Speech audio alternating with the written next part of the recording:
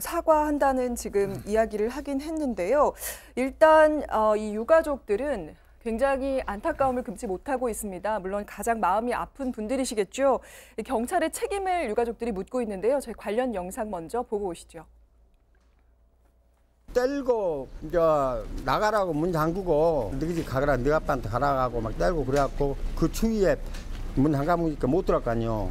신속히 저 속도를 내서 이거 수사를 했더라면은 혹시 우리 손자가 죽지 않았을까? 네, 이 한켠에서 그러니까 이 유가족도 그렇게 얘기를 하고 있지만 사건을 좀 막을 수 있었던 게 아니냐, 특히 경찰의 책임이 있지 않느냐 이런 이야기들이 나오고 있어요. 누구나 그러시겠지만 참 마음이 아프고 안타까운 일입니다. 정말 그냥 부디 좀 좋은 곳에서 안식을 누렸으면 좋겠는데요. 이런 일이 벌어질 때마다 이런 얘기 나오죠. 네. 얼마 전에 있었던 창원 사건도 그렇고. 네. 그래서 이게 김해양이 혹시라도 경찰이 조금 더 적극적으로 대처했으면 막을 수 있지 않겠는가 이런 얘기가 나오고 있거든요.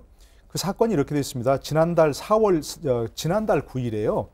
김해양의 친부가 전남 목포경찰서에 이 의붓아버지 김 씨를 성추행 혐의로 신고를 했습니다. 이 의붓아버지가 김해양에게 음란 동영상을 계속 보내고 또 신체 부위를 촬영해 보내라 이렇게 요구를 한다는 그런 신고를 했거든요. 처음에는 경찰이 단순 음란 동영상 사건으로 취급했는데 나중에 이 아동 성범죄 사건으로 보고 이제 수사에 나섰습니다. 그런데 이제 목포 경찰서는 이게 또 관할 지역이 아니기 때문에 이 김해양의 관할 지역인 광주경찰청으로 사건을 이송했다는 겁니다. 그러면서 이제 수사가 좀 미뤄져 왔다는 것이거든요. 그러면서 지난달 24일에서야 친부에게 연락을 처음 시도했지만 연락이 닿지 않았다는 것이고요. 또 그 과정에서 이제 친부가 이 의붓아버지가 이 김해양이 이런 성추행 사실을 경찰에 신고한 것을 알고 이 사건을 저질렀다. 그런 얘기입니다. 그러니까 최초 신고로부터 벌써 한 14일, 18일가량 시간이 있었는데 이 이관하는 그런 절차, 또 이 피해자를 먼저 보호해야 되는 그런 절차를 지키지 않아서 범죄를 막을 수 있었는데 막지 못한 것 아니냐. 이런 좀 여론이 일고 있는 겁니다. 네. 그런데 이제 일단 경찰 쪽에서는 지켜진 절차대로 하다 보니까 이렇게 좀 시간이 흘렀다. 네. 이런 이야기를 하고 있다고요.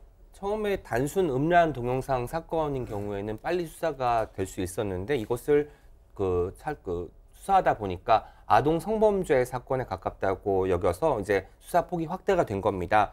그런데 이제 아동 성범죄 사건이다 보니까 원칙과 질서, 경찰 내에서 대응하는 매뉴얼이 있을 거 아닙니까? 그 매뉴얼대로 지키면서 사건을 수사하다 보니까 시간이 지연됐다고 해요. 가령 이제 A양이 아직 미성년자이기 때문에 2차 피해가 발생하지 않도록 아동보호전문기관 관계자 그리고 국선 변호인, 진술 분석가 등이 함께 이제 자리에 참여를 해야 된다고 하는데 그 시간을 조율하고 이런 일정 조율하는 시간 때문에 또 시간이 지연이 됐고요. 또 관할지 규칙을 지키기 위해서 그 사건을 광주경찰청으로 이송하는 과정에서 또 시간이 지연이 되는 바람에 10며칠이라는 시간이 흘렀던 것이 아닌가 생각이 됩니다.